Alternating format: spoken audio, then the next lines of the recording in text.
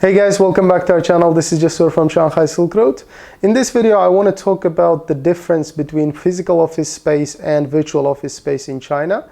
When you're registering a company in China by law, basically, you need to start renting an office. Okay, that is before you make your registration application.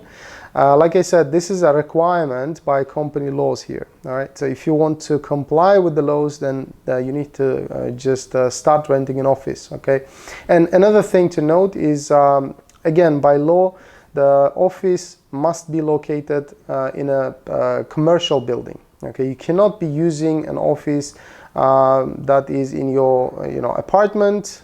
It cannot be in a residential building, in other words. So many people wrongfully assume that maybe I can just rent an apartment and use it as my home office. Unfortunately, that's not allowed here in China. Now, the problem is most of the agents, company registration agents in China, they don't tell you that in the beginning, because if they do, obviously their costs will be much larger.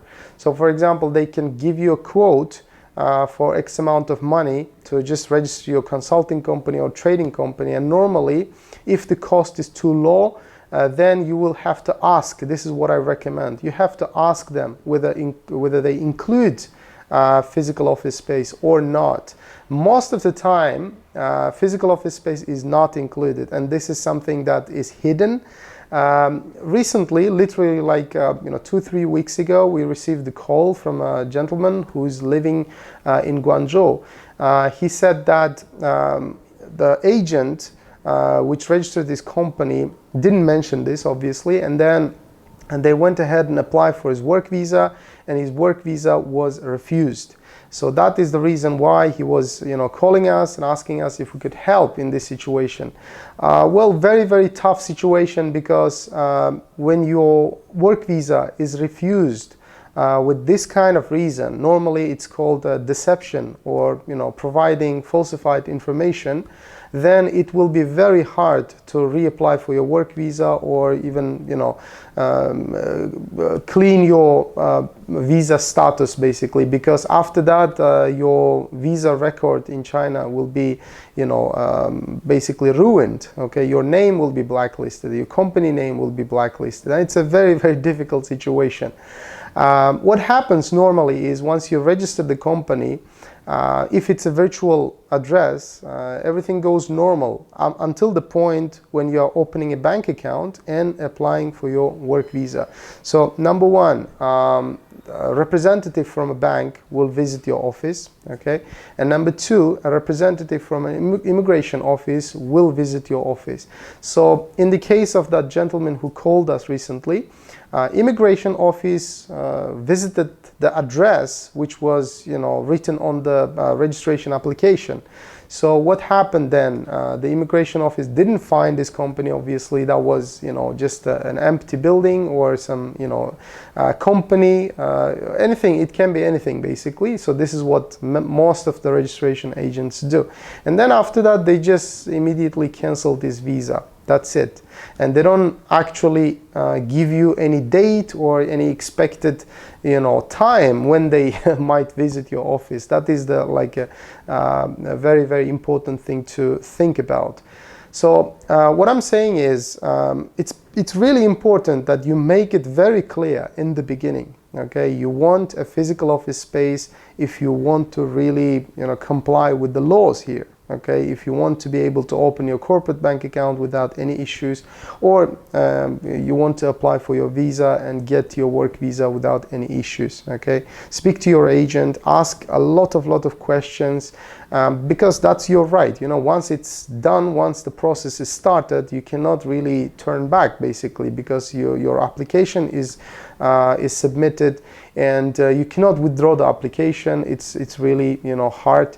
Normally, the company registrar does not really, they're not that flexible. They cannot return your application until it's registered. All right. So All of our packages, like I mentioned in different videos, all the packages normally make it very clear if the office is included or not, because some types of companies, for example, logistics company, or a hair salon in China, or a restaurant, these types of companies do not include office space because there are some size requirements, or there are some specifics regarding the office space. For example, in trading and a consulting company, we can include an office space because, like I mentioned before, we have a building here in Shanghai, but that office space can only be used for consulting or trading companies, all right? So that's why, and also people ask that, I've seen many people who are kind of renting an apartment and using their office space, or that apartment as an office space. For that, I want to make it clear again. In China, generally speaking, there are two types of buildings, right? Actually three. So number one is a commercial building. That is for office. That is the best one actually.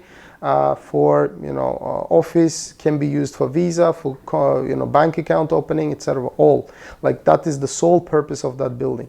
Number two is obviously residential building. If it's from the residential building, like I mentioned earlier, you cannot use that the space for company registration or for your visa, for your bank. But there's this very important third type of building which can be used instead of a commercial building, which is commercial and residential types of buildings. Okay, they are kind of combined. You can find them in China.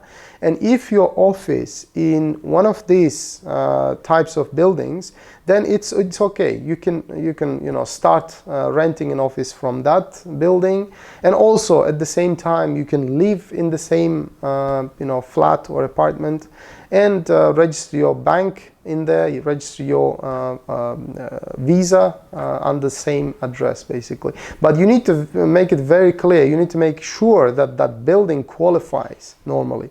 Well, how do you check that? Normally, it's the leasehold. Okay. For example, when you're speaking to the landlord, you can check the leasehold. On the leasehold, it's written, okay, that is this building can be used for commercial purposes and can be used for residential purposes. All right. It might sound a little bit complex for people, especially who are not living in China, but this is the thing. Okay, if you're doing company registration through agent, through a company like us, you can, like I said, ask many questions, and you can, make it clear to them that you don't want to rent an only virtual address. You want to make it physical space that can be used for bank or visa. So anyway, guys, this is the difference basically. Okay, virtual office, just to sum it up, it can be used in many countries, but not in China. Okay, in China it can be used only when you don't need a visa or bank account. But without a bank account, the company is not a company. Okay, it doesn't function. So that's why it kind of makes this kind of understanding, this concept is obsolete. Only thing you have left is the physical office space. That's it. Virtual office space should be like crossed off entirely. You should not be even considering it, because all the banks I know here, they don't open an account, okay, with a virtual office address. That's impossible. Maybe it was possible many years ago, but now, starting from 2019, actually most of the banks, they're visiting the office and taking picture. Okay, so taking picture with the company representative or the agent together. Well, some agents might be using their address for bank and not telling you, but again, this is your responsibility, kind of ask questions and clarify all these things. Again, if you have any questions related to this or any topics related to doing business in China, feel free to send us an email, and we will be happy to work with you. Thanks for watching, and see you guys in the next one. Bye.